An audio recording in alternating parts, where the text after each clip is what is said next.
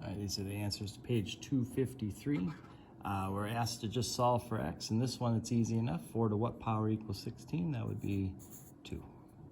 So sometimes we can just look at it and see. Same thing here. If I want 1/2 to become 32, I need to flip it. So that means the exponent will be negative. And then to get 2 up to 32, you take it to the 5th power.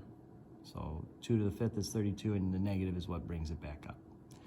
For 13, there's some complicated ways you can do it, but the easiest way is probably just add that over. You see natural log of x equals natural log of 2. The only way that the natural log of x can equal the natural log of 2 is if x itself is 2. Again, there's other ways to do that, but I think that's probably the simplest.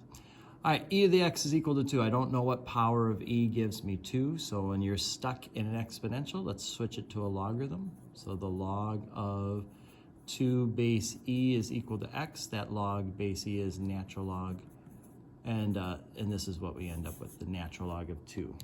Now, if you went ahead and did it on your calculator, it's 0.693 roughly, but natural log of 2 is the exact answer and would work just fine. For 17, natural log, we're in a logarithm, we don't know what to do with. Let's switch it to an exponential. So e to the -1 is equal to x. And I mean, that is legitimate. If you want to do it on the calculator, it's 0.368 as an approximation, but e to the -1 is the right answer. Okay. For 19, we undo this, 4 to the 3rd, 4 times 4 times 4 is 64. For 29, we're going to divide by 4 first, so 3 to the x equals 5. I'm stuck. I don't know what power 3 gives me 5. I can't rewrite the 5 in terms of 3, so this is going to be a logarithm now. The log of 5 base 3 is equal to x. And then either do a change of base, so log 5 divided by log 3 on your calculator. If you want to actually kind of work it all the way out, and we get roughly 1.465 for that. Right. And then on this one, if we add 9, e to the x equals 28. And so we end up with the natural log of 28 equal to x. We set up the logarithm. If you work that out to a decimal, it's roughly 3.332. Right. 41, we've got an exponential. I don't know what power 2 gives me to 465. It's not a multiple, so we'll go ahead and write it as a logarithm. The log of 565 base 2 is equal to 3 minus x. All right, so now if I do that, log 565 divided by log 2, I get 9.142. Let's subtract 3, and then take the opposite. So if you subtract 3, you get 6.142, so x equals -6.142. Here's an exponential. I don't know how to do that, so we're going to do the log of 12 base e. So this is natural log of 12 equals 3x. I do natural log 12 on the calculator, get 2.485, and then divide that by 3, and we get 0.828. Here again, another exponential with e in it, so it's going to be the log of 3 base e, so natural log of 3 is equal to 0.09t. All right, natural log 3 is 1.099, and if I divide by 0.09, we get 12.207. Here I've got a natural log that I don't know what to do with, so let's switch it to an exponential. E to this power equals that. So if you do e to the 2.4 power, you get 11.023, and then we're going to divide that by 2. So 5.512 is equal to x.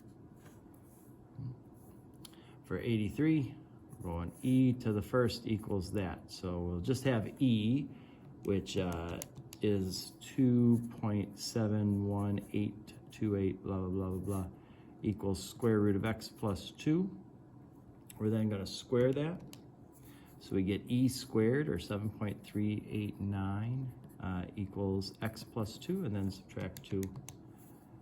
5, I can't believe I just had to put that on the calculator. That was silly. 5.389. That's what we get there. Sometimes you just, simple things, right? Like here, we're going to subtract 7. So 3 natural log of x equals -2. We're going to divide by 3. So the natural log of x equals -2/3. Then we're going to go e to the -2/3. And that gives us 0.513 for our answer. For 98, we've got the multiple logarithms. Before we can do any solving, we need to kind of combine these things. So again, when I have a log plus another log, I can combine them by multiplying the things that's inside. So we get that right there. All right, now the only way that these two logs can equal is if this equals that. I'm going to distribute. We're going to subtract, bring this over. Factor. And we get x equal -3 or 2. Now, you want it, especially with logarithms, you have to check. Like, these are the solutions to this quadratic, but that doesn't mean they're the solutions to the original problem. For example, if you try -3, you can't take the log of a negative number, so you have to throw that one out.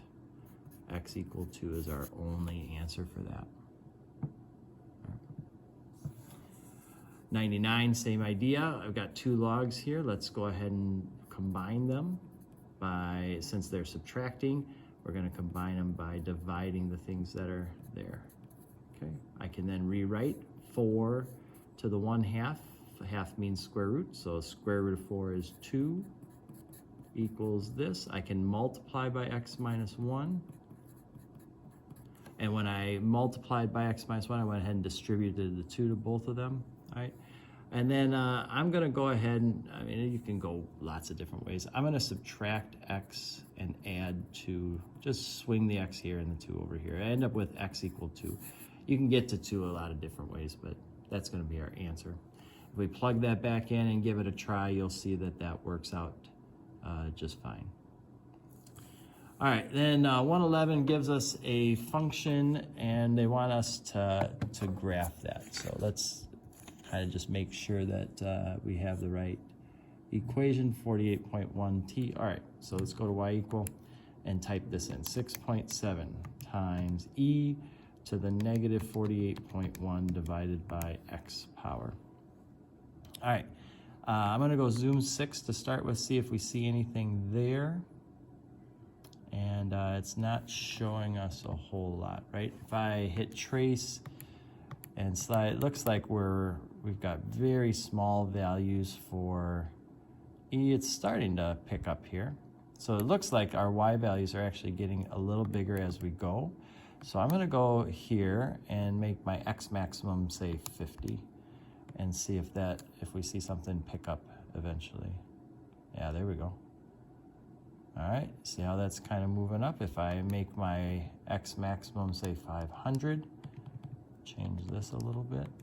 All right, let's see if that, yeah, we've got kind of the making of an exponential. Now it's like settling down. Maybe I shouldn't have made my y 100.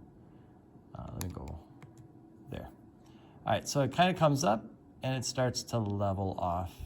All right, so that's where we're at there. That's our graph. And then we want to know what the horizontal asymptote for that is.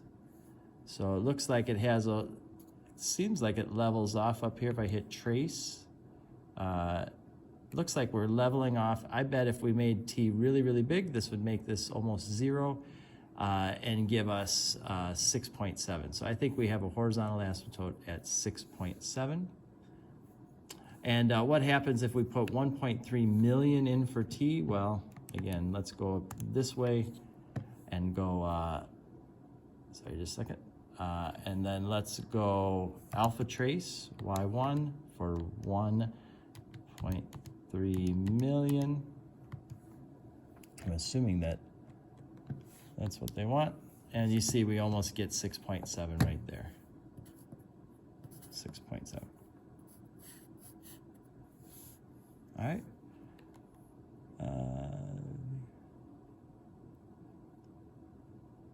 Oh, I apologize. The idea was to figure out when V was 1.3 million. My fault on that one. So no big deal. We can come back here and we can graph a line at 1.3 and hit trace. And we want to find that time right there. So if we calculate intersect, it helps to read the question, right? Enter, enter, enter. We get a time of 29.333. So t equals 29.333 years. And they don't give us a time for when year 0 was, so we'll just leave it like that. All right. And then for 114, we have this equation, and we want to know when are we at 9,000 for that. So we'll do this one the more traditional way. We'll go 9,000 equals 4381 plus 1883.6 natural log t. Let's go ahead and subtract. So we're going to go 9,000 minus 4381. And then that gives us 4619 equals 1883.6 natural log t. Let's divide by 1883.6. So we get 2.452 equals natural log t. Now we'll go e to this exponent equals t. E to the answer gives us 11.614. That's our t value. So now t equal 5 was 1995. So these are years since 1990.